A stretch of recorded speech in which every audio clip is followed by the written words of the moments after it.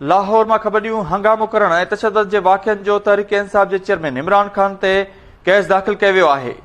अवांखे ॿुधायो त इमरान ख़ान ख़िलाफ़ केस DSP रायवान जी फरियाद ते दाख़िल कयो वियो आहे।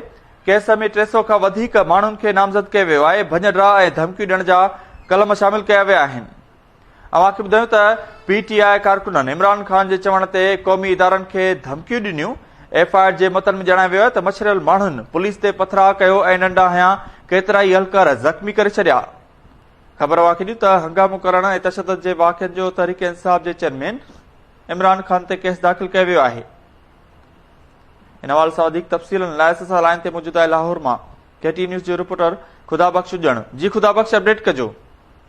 जी बिल्कुल, PTI चेयरमैन इमरान ख़ान तरफां जेका ऐलानियल कल रैली हुई, जंहिंमें कल इहो जेको आहे सो जेका रैली पुरतशद्दुद थी वई, जंहिंमें पुलिस जा 11 खां वधीक एहलकार ज़ख़्मी थिया आहिनि ऐं जेको आहे सो उन हवाले सां इमरान ख़ान ते जेको आहे सो अॼु लाहौर में केस दाख़िल कयो वियो आहे ऐं उन में जेको आहे सो केस में इहो ॼाणायो वियो आहे त हुन जेको आहे सो माण्हुनि खे मुश्तहल करे जेको आहे सो सरकारी अमलाकनि खे नुक़सानु पहुचायो आहे ऐं पुलिस जेको आहे सो उन्हनि ते हमला कया विया आहिनि, जंहिंजे करे 11 खां वधीक पुलिस एहलकार ज़ख़्मी थी पिया आहिनि। जेको आहे सो कार्य सरकार में मुदाख़लत ऐं जेको आहे सो माण्हुनि खे मुश्तहल करण जे हवाले सां हुन में दफ़ात लॻायूं वयूं आहिनि।